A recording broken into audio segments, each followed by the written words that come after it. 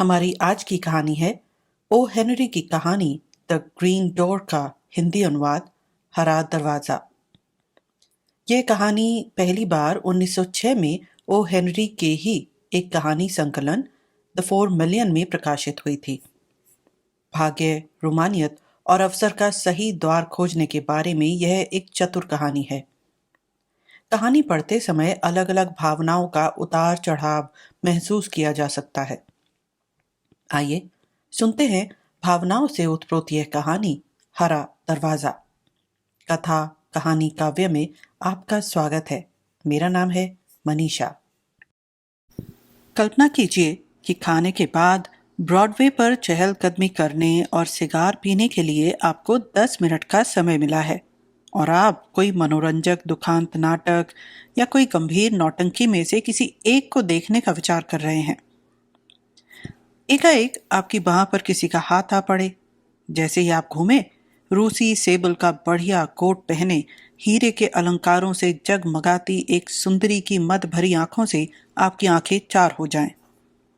जल्दी से वह आपके हाथ में एक गर्मा गर्म मक्खन लगी रोटी थमा दे, जेब से एक छोटी सी कैंची निकालकर आपके ओवरकोट का दूसरा बटन काट ले, अर्थपूर्ण स्वर में एक ही शब्द चौकौन बोले और मुड़ मुड़ कर भयभीत नजर से पीछे देखती हुई पास की गली में गायब हो जाए, तो यह एक अद्भुत घटना हुई।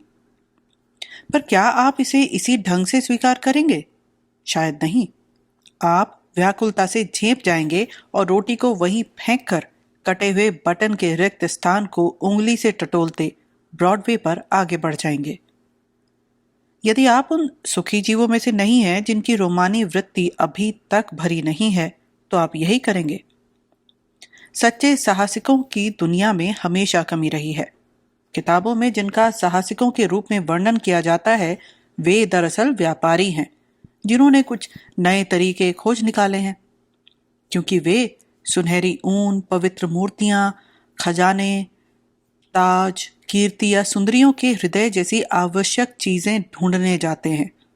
सच्चा साहसी तो निस्वार्थ है और निरुद्देश्य रहकर अनजाने भविष्य का आगे बढ़कर मुकाबला करता है। वर्षों बाद घर लौटने वाला बाइबल की कहानी का उड़ाऊ खाऊ लड़का इसका सुंदर उदाहरण है। वीर और शानदार, लेकिन नकली साहसिकों की दुनिया में कमी नहीं। जिहाद से लगाकर पेलिसेद की लड़ाइयों तक ऐसे वीरों के वृत्तांत से इतिहास और कथाओं के पन्ने भरे पड़े हैं। इनके सहारे ऐतिहासिक कथाकारों का व्यापार भी खूब चला है। पर इनमें से प्रत्येक वीर के सामने कोई न कोई प्रलोभन अवश्य था। किसी को ध्येय प्राप्त करना था, किसी को स्वार्थ सिद्धि करनी थी, किसी को जीत कर दिखाना था, किसी को आकांक्षाएं पूरी करनी थी, किसी को नाम अमर करना था और किसी को इनाम जीतना था। सारांश यह है कि इनमें से कोई भी साहस का सच्चा पुजारी नहीं था। बड़े शहरों में रोमांस और साहस की जोड़ी अपने पुजारियों की खोज में घूमती ही रहती है। बाजारों में घूमते हुए हमारी उनसे कई बार मुठभेड़ हो जाती है और वह हमारी तरफ देखकर अनेक रूपों में चुनौती देती है। एकाएक न जाने क्यों हम ऊपर देखते हैं और खिड़की से झांकती हुई हमें कोई ऐसी सूरत दिखाई दे जाती है जो हमारी अतरंग तस्वीरों के प्रदर्शन गृह से आई लगती है। किसी सुनसान सड़क पर भय और पीड़ा से भरी एक चीख किसी बंद और डरावने मकान से सुनाई पड़ती है। हमारा कोचवान हमें चिर परिचित स्थान पर न ले जाकर किसी अपरिचित द्वार के सामने ला खड़ा करता है, जहां हमारा मुस्कुरा कर स्वागत किया जाता है। भाग्य की किसी ऊंची खिड़की से उड़ता हुआ एक कागज का लिखावट भरा टुकड़ा हमारे पैरों के पास आ गिरता है। भीड़ में जाते हुए अजनबियों की तरफ हम द्वेष, प्यार या भयपूर्ण दृष्टि से देखते हैं। वर्षा की एक झड़ी में छाता खोलते ही हम किसी चंद्रमुखी या मृगनयनी को अपने पास खड़ी पाते हैं। हर मोड़ पर रुमाल गिरते हैं, उंगलियां संकेत करती हैं, आंखों से इशारे होते हैं और रोमानी साहस की खोई हुई, एकाकी, मस्त, रहस्यमय, खतरनाक और बदलती हुई कुंजी हमारी उंगलियों में आ अटकती है। लेकिन हम में से बहुत कम लोग इस चुनौती को स्वीकार करते हैं। हम रूढ़ियों के बंधन में बुरी तरह जकड़े हुए हैं। हम आगे निकल जाते हैं और एक दिन जब इस नीरस जीवन का अंत समीप आ जाता है, तब सोचते हैं कि हमारा धुंधला रोमांस, एक या दो विवाह, तिजोरी में संभाल कर रखी हुई सैटन की कोई यादगार और झगड़ालू श्रीमती जी के जीवन भर की तकरार तक ही सीमित रहा है। रुडोल्फ स्टीनर एक सच्चा साहसी था। शायद ही कोई ऐसी सांझ बीती हो जब वह अपने मकान में किसी अप्रत्याशित और असाधारण घटना की खोज में ना निकला हो। उसकी राय में जीवन की सबसे रोचक वस्तु वह थी जो किसी भी चौराहे पर पड़ी मिल सकती थी। कभी कभी भाग्य को ललचाने की उसकी उत्सुकता उसे विचित्र परिस्थिति में पटक देती थी। 2 बार उसने थाने में रातें काटी। बार बार वह अपने को चालाक धूर्तों से ठगा हुआ पाता। एक आकर्षक प्रलोभन की कीमत उसने अपनी घड़ी और बटुआ देकर चुकाई, परंतु साहस के अक्षय तुणीर से फेंकी गई हर चुनौती को वह उतने ही दुर्जेय उत्साह से स्वीकार करता रहा। एक शाम को रुडोल्फ शहर के मध्य भाग की गलियों में घूम रहा था। सड़क 2 प्रकार के मनुष्यों के प्रवाह से भरी हुई थी। एक वे जो घर जाने को आतुर थे, और दूसरे वे जो होटलों के तड़क भड़क वाले जीवन से आकर्षित होकर घर छोड़कर निकल पड़े थे। हमारा यह नौजवान साहसिक जो सुंदर दिखाई देता था, इस समय आराम से घूम रहा था। दिन भर वह एक दुकान में काम करता था। अपनी नेकटाई में वह साधारण पिन के बजाय पुखराज से जड़ी एक चेन लगाता था। एक बार उसने किसी पत्रिका के संपादक को अपनी राय लिखते हुए बताया था कि मिस लिबी की लिखी हुई जूनी की प्रेम परीक्षा नामक पुस्तक ने उसके जीवन को सबसे अधिक प्रभावित किया था।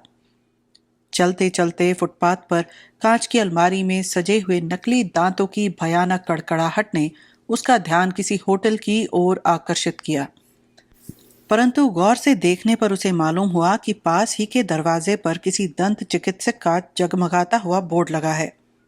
लाल कसीदे का भड़कीला कोट, पीली पतलून और फौजी टोपी पहने एक महाकाय निग्रो पास ही खड़ा हुआ आते जाते लोगों को सावधानी से कुछ पर्चे बांट रहा है। दंत चिकित्सक के विज्ञापन का यह ढंग बहुत प्रचलित था। प्रायः वह इस प्रकार के पर्चों को लिए बिना ही आगे बढ़ जाया करता था, परंतु आज रात को उस नीग्रो ने उसके हाथ में एक पर्चा इतनी चालाकी से थमा दिया कि उसके सफल प्रयास पर मुस्कुराते हुए उसे वह स्वीकार करना ही पड़ा। कुछ कदम आगे बढ़कर उसने पर्चे को लापरवाही से पढ़ा। आश्चर्य से उसे उल्टा पलटा और दिलचस्पी से फिर पढ़ा। पर्चा एक तरफ से कोरा था, दूसरी ओर स्याही से केवल 2 शब्द लिखे थे, हरा दरवाजा। इतने में 2-4 कदम आगे चलते हुए एक व्यक्ति ने नीग्रो द्वारा दिया गया पर्चा रास्ते पर फेंका। रुडोल्फ ने उसे उठा लिया। उस पर दंत चिकित्सक का नाम, पता और उसके व्यवसाय की अन्य सामान्य जानकारी छपी थी। बिना दर्द दांत उखड़वाने, नकली दांत लगवाने या दांतों में सोना भरने की व्यवहारिक बातें। पियानो का वह साहसी सेल्समैन अगली मोड़ पर रुककर विचार में पड़ गया। वह सड़क लांघकर दूसरी ओर चला गया। कुछ कदम पीछे लौटा और फिर से सड़क पार करके उसी फुटपाथ पर आकर भीड़ में शामिल हो गया। दूसरी बार उस नीग्रो के सामने से जाते हुए रुडोल्फ ने उसके हाथ से पर्चा इतनी लापरवाही से लिया जैसे उसकी ओर उसका ध्यान ही न हो। 10 कदम आगे बढ़कर उसने पर्चे को जांचा। पहले पर्चे के जैसी ही लिखावट में उस पर भी हरा दरवाजा लिखा हुआ था। राहगीरों द्वारा सड़क पर फेंके गए 2-4 दूसरे पर्चे भी सड़क पर पड़े हुए थे। रुडोल्फ ने उन्हें उठाकर पढ़ा। हर एक पर दंत चिकित्सक का विज्ञापन ही छपा हुआ था। साहस के बैताल ने अपने पक्के अनुयायी रुडोल्फ को शायद ही कभी दोबारा उत्साहित किया हो, परंतु आज वह 2 बार इशारा कर चुका था और इससे रुडोल्फ की तृष्णा जागती ही। कड़कड़ाते दांतों की अलमारी के पास जहां वह नीग्रो खड़ा था, रुडोल्फ वापस आया। इस बार सामने से गुजरते समय उसे पर्चा नहीं दिया गया। अपने भड़कीले हास्यास्पद कपड़ों के बावजूद भी उस नीग्रो की एक स्वाभाविक जंगली शान थी। खड़ा हुआ वह किसी को तो नम्रता से पर्चा थमा देता था और किसी को बिना परेशान किए आगे बढ़ जाने देता था। हर आधे मिनट के बाद वह कर्कश और अस्पष्ट स्वर में कुछ गुनगुनाता था जो किसी मोटर गाड़ी और पक्के गाने के सम्मिलित स्वर सा प्रतीत होता था। इस बार उसने रुडोल्फ को पर्चा नहीं दिया। इतना ही नहीं बल्कि अपने चमकते और भारी भरकम काले चेहरे से उसकी ओर घृणा सूचक तिरस्कार से देखा। इस दृष्टि ने जैसे रुडोल्फ के साहस पर डंक मार दिया हो। उस नजर में उसने एक मूक अभियोग पाया जो उसे अयोग्य प्रमाणित कर रहा था। पर्चे पर लिखे हुए उन शब्दों का अर्थ चाहे कुछ भी हो, परंतु उस काले हबशी ने तो इतनी भीड़ में से उसे ही 2 बार इस योग्य माना था, और अब उसी ने उसे इस पहेली को सुलझाने के लिए साहस और कल्पना शक्ति में कमजोर करार दे दिया। भीड़ से दूर खड़े होकर रुडोल्फ ने उस भवन का सरसरी निगाह से निरीक्षण किया जिसमें उसकी पहेली का हल मिलने की संभावना थी। मकान 5 मंजिला ऊंचा था, जिसके नीचे की मंजिल में एक होटल था। पहली मंजिल पर, जिसकी खिड़कियां बंद थी, कपड़े और फर कोट की दुकानें मालूम देती थी। दूसरी पर, जहां बिजली का साइन बोर्ड लगा था, दंत चिकित्सक का दवाखाना था। इससे ऊपर साइन बोर्डों की भीड़ थी जिसमें ज्योतिषी, दर्जी, संगीतज्ञ और डॉक्टर सभी कुछ थे। इससे भी ऊपर खिड़कियों पर पड़े हुए कसीदे के पर्दे और खिड़कियों में दिखाई देने वाली दूध की बोतलें वहां पर गृहस्थियों का निवास सूचित कर रही थी। मकान का निरीक्षण समाप्त करके रुडोल्फ अंदर घुसा और जल्दी से 2 मंजिल ऊपर चढ़ गया। तीसरी मंजिल पर वह रुका जहां बरामदे में गैस की 2 गंदी लालटेनें जल रही थी, एक दाहिनी ओर पास में ही और दूसरी बाईं ओर कुछ दूर। पास वाली लालटेन के धुंधले प्रकाश में उसे एक हरा दरवाजा दिखाई दिया। एक क्षण के लिए वह दुविधा में पड़ गया, परंतु तभी उसे पर्चे बांटने वाले हबशी का घृणा सूचक ताना याद हो आया और आगे बढ़कर उसने उस हरे दरवाजे पर दस्तक दी। दरवाजा खटखटाने और खुलने के बीच जो कुछ क्षण बीते, उन्हीं में रोमांस की सच्ची आत्मा समाई हुई थी। उस हरे दरवाजे के पीछे न जाने क्या होगा, ज्वारियों का अड्डा या सूक्ष्म कौशल से शिकार फांसने को उत्सुक ठगों की टोली, या साहस की पुजारिन सुंदरता जो न्यौछावर होने की बाट जोह रही है, या खतरा या मौत या प्रेम या निराशा या मजाक। इनमें से कुछ भी उस डरी हुई खटखटाहट का स्वागत कर सकती थी। कमरे में एक हल्की सी सरसराहट हुई और धीरे से दरवाजा खुला।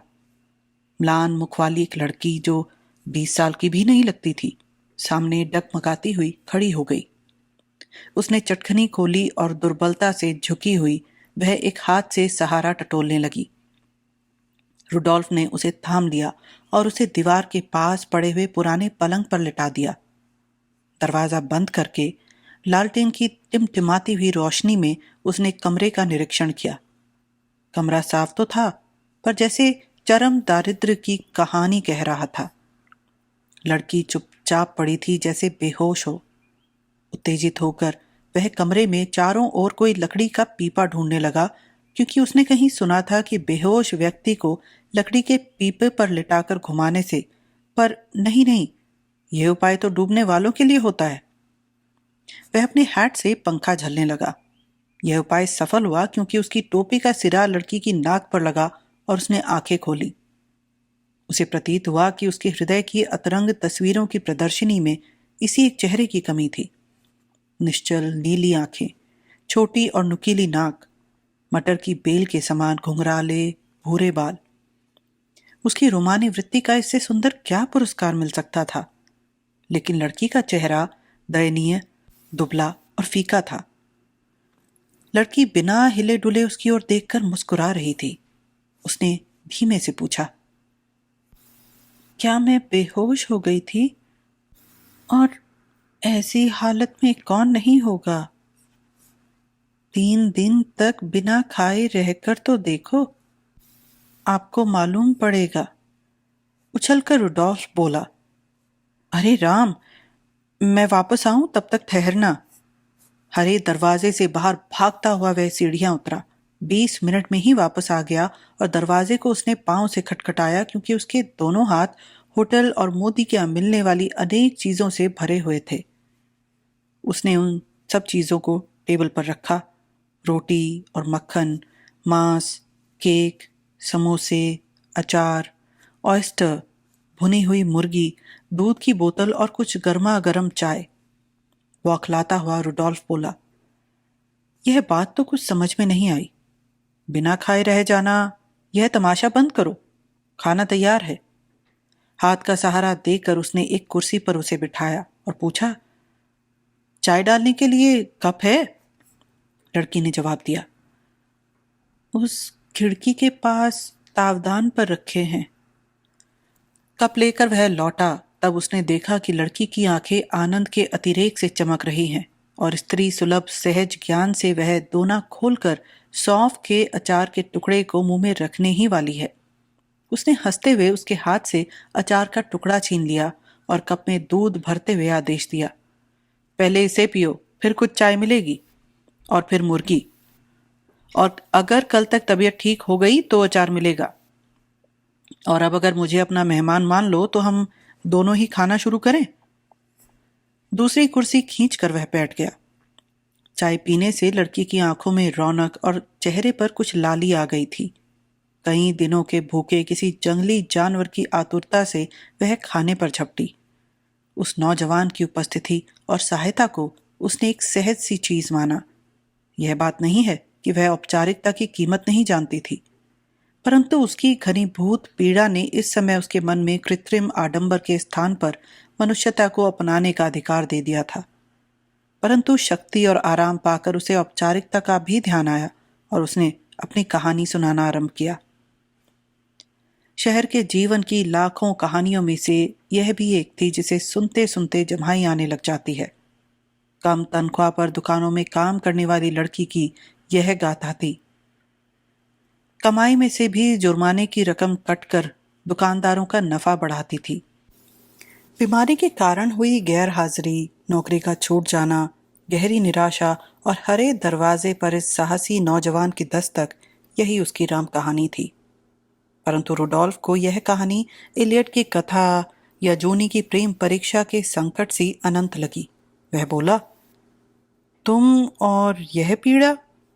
लड़की सहम कर बोली, हाँ, था तो कुछ मुश्किल ही। और शहर में तुम्हारा कोई संबंधी या मित्र भी नहीं? नहीं, कोई नहीं। कुछ देर रुककर रुडोल्फ ने कहा, मैं भी संसार में बिल्कुल अकेला हूं। लड़की ने तुरंत उत्तर दिया, यह जानकर मुझे बहुत खुशी हुई। अपने एकाकीपन से इस लड़की को प्रभावित जानकर उसे आनंद हुआ। एकाएक उसकी पलकें झप गई और वह निश्वास छोड़कर बोली, मुझे जोर से नींद आ रही है।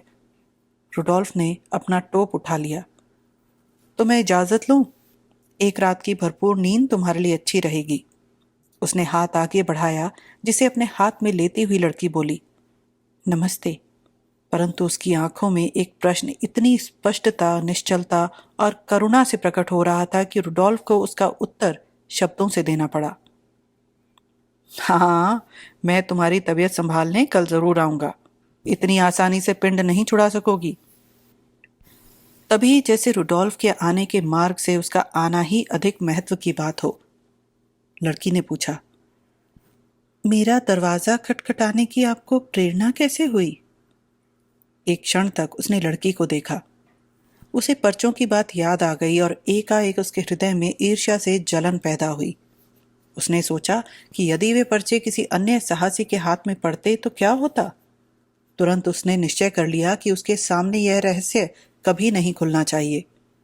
दुख के अतिरेक से वह जिस विचित्र युक्ति को अपनाने को मजबूर हुई थी, उसे वह जानता है। यह बात वह उसे कभी नहीं बताएगा। उसने कहा, हमारा एक कारीगर इसी मकान में रहता है। मैंने तुम्हारा दरवाजा गलती से खटखटा दिया। द्वार बंद होने से पहले उसे जो अंतिम वस्तु दिखाई दी, वह उस लड़की की मुस्कुराहट थी। जीने के सिरे पर रुककर उसने चारों ओर जिज्ञासा पूर्वक देखा। वह बरामदे के दूसरे सिरे तक गया और लौटकर ऊपर की मंजिल पर पहुंचा। वहां भी उसने अपनी उलझन भरी जांच पड़ताल जारी रखी। उस मकान के हर दरवाजे का रंग हरा था। आश्चर्य से वह नीचे उतरा और बाहर आया। वह विचित्र हबशी अब भी वहीं खड़ा था। दोनों पर्चे हाथ में लिए रुडोल्फ उसके सामने जा खड़ा हुआ और पूछा, आखिर ये पर्चे तुमने मुझे क्यों दिए थे और इनका मतलब क्या है? अपने मालिक दंत चिकित्सक की कला का सर्वश्रेष्ठ विज्ञापन करते हुए अपने सफेद दांतों को चमकाता हुआ वह हबशी गली की तरफ इशारा करता हुआ बोला, वहां साहब, पर पहले शो के लिए आप कुछ लेट हो गए हैं। उसके संकेत की दिशा में देखते हुए रुडोल्फ को एक थिएटर के दरवाजे पर लगा हुआ रोशनी से जगमगाता एक बोर्ड दिखाई दिया, जिस पर नए नाटक का नाम लिखा हुआ था, हरा दरवाजा। हबशी बोला, लोग कहते हैं कि नाटक एकदम अच्छा है। थिएटर के मैनेजर ने मुझे $1 इनाम भी दिया है और कहा है कि डॉक्टर साहब के पर्चों के साथ मैं नाटक के विज्ञापन भी बांट दूं। क्या मैं आपको डॉक्टर साहब वाला पर्चा भी दूं? रुडोल्फ अपने मकान के पास वाले होटल में बियर का एक ग्लास और सिगार पीने के लिए रुक गया। सिगार सुलगाकर बाहर निकलते हुए उसने कोट के बटन बंद किए, टोप को कुछ पीछे खिसकाया और नुक्कड़ के बिजली के खंबे को संबोधन कर कहने लगा, यह तो मानना ही पड़ेगा कि मुझे फांस कर उस लड़की से मिला देने में भाग्य का ही हाथ था। इस सारांश के सहारे यह कहा जा सकता है कि इस परिस्थिति में रुडोल्फ स्टीनर का स्थान रोमांस और साहस के सच्चे पुजारियों में बहुत ऊंचा है।